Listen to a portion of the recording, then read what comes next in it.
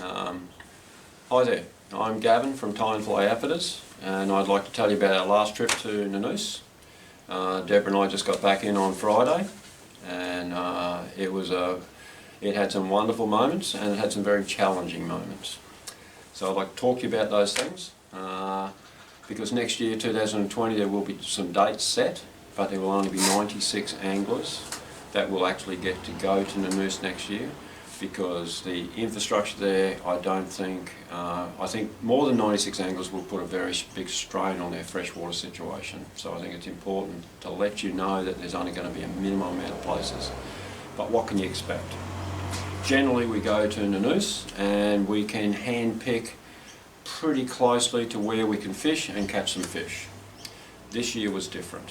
This year, where normally we could go out to, and this is our work map that we use in Nonouti. It has all the flats marked on it, and it is really our Bible as to where we go and what we do. Normally this flat here, which is called Tabatea, we can normally go there and catch fish quite regularly, but this year Tabatea had completely changed. Where normally the storms come from this direction, now the storms are coming from this direction. And when we were there, there was quite a heavy surf that was breaking on the fringe reef, which meant that in here on the angel wings and up here on the flats behind forehead to forehead, there was a reasonable surf that was running. The biggest challenge that we face in the lagoon on this last trip was the fact of hot water. What happened, we went in on the full moon, which meant we had really low tides. So all of this area here is out of the water. And it heats up because low tide was in the middle of the day. What we didn't know was that coming down from the north was an oceanic current that had an approximate temperature of about 27 to 29 degrees, which is quite warm in our comparison.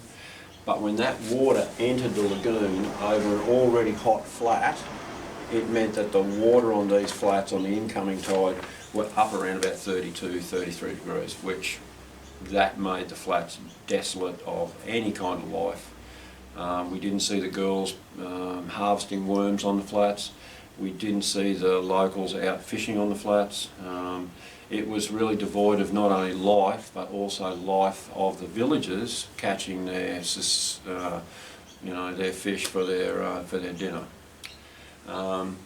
And the biggest problem we have is that the guides have not done a lot of exploratory in the lagoon, only the times that we've been there and a couple of times where the Island Council gave them money for fuel and lent them boats to go up and explore.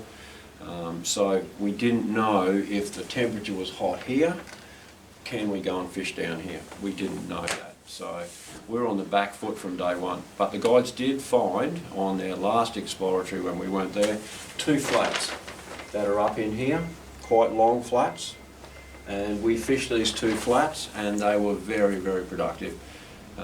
Even though we didn't see a lot of bones on this trip, the one thing we did see more than anything that we've seen before was we saw a lot of large bonefish. I would say between that 5 and 7 pound mark, and there was at one occasion on the top of forehead to forehead behind an island called Tarbantana. One of our anglers, Aaron Panache, he actually had casts at 3 bonefish that were well over a metre, and these came down in shallow water.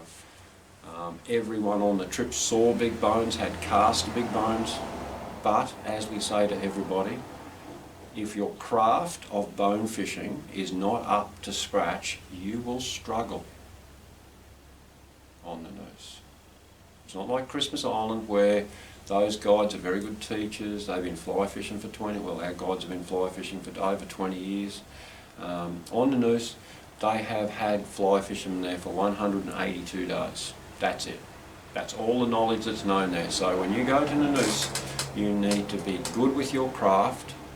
You need to be able to see fish, because each of the anglers that were good at their craft on this trip, they caught bonefish and they hooked bonefish and they saw bonefish every day, where other anglers who were not so good at their craft, they really did struggle. But even those anglers had a good time, and that's what we're going to show you on the video.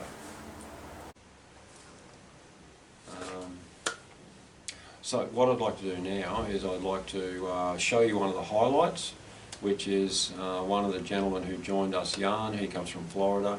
He's a representative of the IGFA, and he came out hoping to try for a couple of world records. Well, he got 2 pending world records, one on 2 kilo, one on 4 kilo. So we'll hear a lot more about that later when he actually gets back to America. This is quite exciting news for the people of Nonouti, because things like world records do bring good promotion. So we'd like to show you a little bit of Jan's world record. He also took some fin samples and some scale samples back to the Tarpon Bonefish Trust, and we'll also be able to find out a little bit more about the biomass of the fish in Nonouti. The second thing I'd like to show you is a little bit of the culture. So we have some footage of one of the dance groups, so we'd like to leave you with that. Enjoy.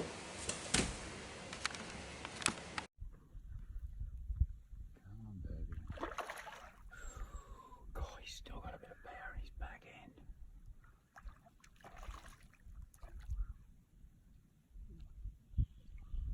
So he's just taken line again. Still got... He's strong fish, Jan. Very strong fish, man. Because I know what's going to happen, you know. Yeah, no, that's right. We can walk him and get him and revive him and stuff if we need to. The sling, they don't like the sling.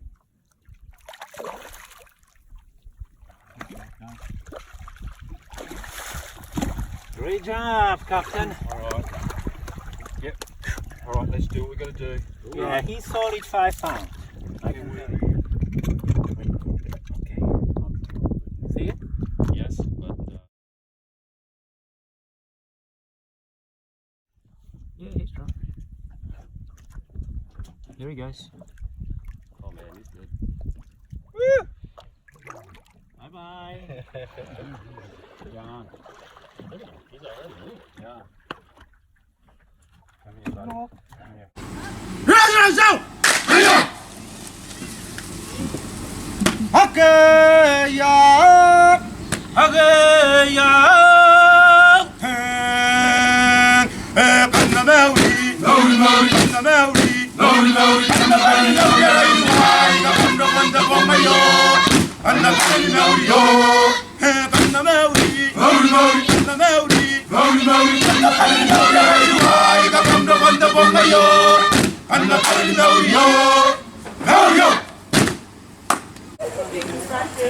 Fantastic evening. We all had a really good time here.